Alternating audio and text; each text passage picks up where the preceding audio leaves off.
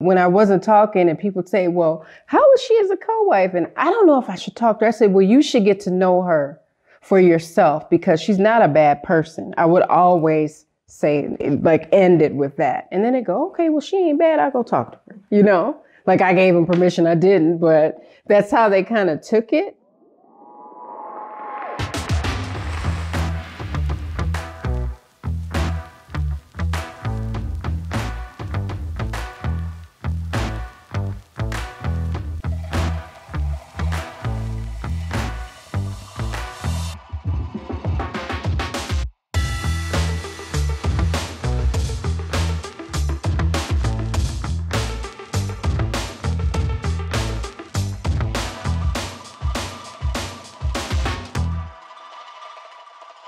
Assalamu alaikum, peace. It's Coach Nyla. Assalamu alaikum, peace. It's Coach Fatimah.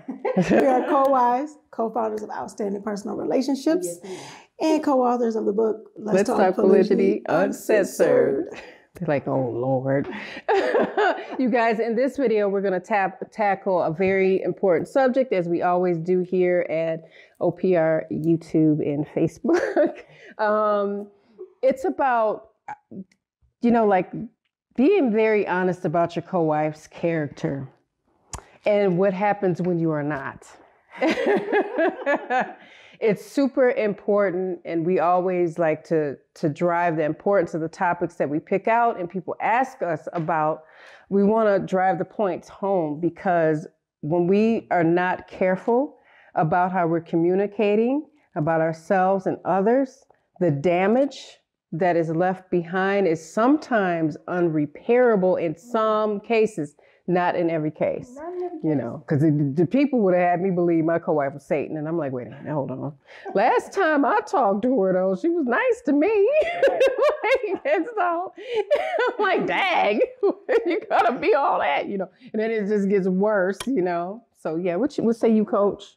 And I'm telling you, it don't have to be the first wife to incoming wife or anything like that. Because see, here's the thing. When we say things, if you really listen and not just watch it with a bias, you hear we say wives. You hear us say wives. You know, if we're really specifically speaking on what order, we'll say that. But when we say wives, for some reason, people tend to hear first wives. You're triggered. It's like, wait, why are you always talking about the first wife? No, this could be any wife.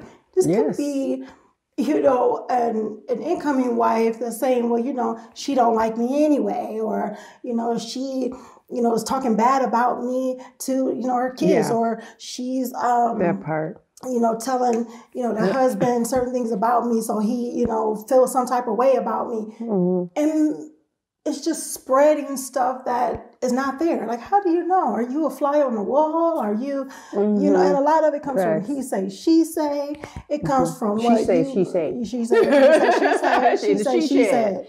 And so when you come, you know, when it comes down to it, it's like, okay, now can I fix that now? Yeah. You know, I done said this, I done spread this. I found out that she really didn't say what I said she said. Right. And then now, it can get high school. Exactly. It can get really high school. That's why I always say to anyone, especially when I do my videos, as an initial wife, because we have to be able to say, okay, you need to go watch what a subsequent wife's perspective is, because sometimes you'll find the answer you need there instead of going, I don't want to hear her side.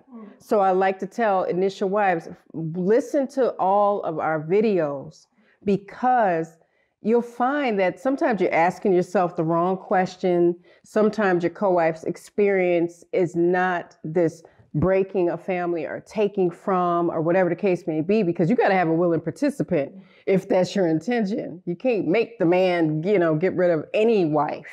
So it's, you go and drag him or drug him. So, it's important to get all perspectives, because I'll just tell you this, that's what I had to do. So I'm like, why am I asking the husband in the middle about the experience of the co-wife? Because I think she could tell her own story, and I got answers that I was looking for that he couldn't provide because he's not the co-wife. So it wasn't fair to not get the other side. you know, and then when you do that, so for example, if I wasn't talking early on and I'm like, I wouldn't know what to say. I don't know what to ask. I don't need to know stuff. I just put a lot of different rules on myself because I wasn't asking my coworker stuff. I was asking her husband, and he just didn't have the same experience and he's not the same person. So the answers were slightly different than she would have answered. And we're both feelers. Shout out to our feelers. Thinkers always say, I think. And we say, I feel. And I got a lot of answers through asking the right questions and not being afraid of the answers. So when I wasn't talking and people say, well, how is she as a co-wife? And I don't know if I should talk to her. I said, well, you should get to know her for yourself because she's not a bad person. I would always say, like, end it with that. And then they go, okay, well, she ain't bad. I'll go talk to her. You know, like I gave them permission. I didn't, but that's how they kind of took it. But it was my job to not add to whatever they were thinking, you know, because some of them was stupid enough to come up and tell me. I'm like, wait a minute, hold on. Wait a minute. She ain't nobody, baby. Mama over here, boo-boo. And it was, if it was said in a way that was not disrespectful, it's one thing. And if people just didn't know how it kind of went, I get that too. But what we're not going to do is get ugly and disrespectful and do the nice, nasty thing with me. I don't do nice, nasty well. I don't do nasty, nasty well. Nasty. Put nasty down in the comment section. They're going to be like, nasty. You know that's what they're going to do. So, and I'm not going to say anything else. What you should put in the comments, we just go wrong. We go wrong with that. But when it comes down to it, that's the thing. And you want to get it from the person. He's my husband. He's my husband. He was my husband first. Well, he's mine now. He's both our husbands. He is, you're right. Okay, so I know you guys think that this is what polygyny is supposed to look like between co-wives. And we're here to let you know that that's not what it is. What it is. And that's not how it works. We're going to go and talk to these women about what it's really supposed to be. Okay, guys. So I'm Coach Nyla. And I'm Coach Fatimah. And we are co-wives, and we're married to that man, Coach Nazir, that just left out of here. Yes. So, yes. And the way you've seen it, usually that's what people think polygyny is and how co-wives should behave and react when they're married to the same man. But is that the best way? Is that the most effective way? No, not if you want long-term success in polygyny. And we created a wonderful roadmap to help you through polygamy with different requisites as well as vulnerability, value. We discuss value, placing value on your marriage, how to be vulnerable within your marriage, because it's actually a superpower. We speak about that in our polygamy roadmap. We also discuss vision. What is your long-term vision, again, for success in polygyny? And ultimately, victory. Victory. How to win as a family. Yes. How to win with your co-wife. Yes. How to win overall in your marriage in polygamy. So yes, make sure you get the polygamy roadmap today at polygamy-roadmap.com. Because you don't want your relationship, your marriage, your family to look like the beginning of this video. Right. Because that's not the best practices for best results, guys. So make sure you are growing intentionally, loving fearlessly, and connecting on a higher level every single day. Click the link, get the roadmap. We'll see you then.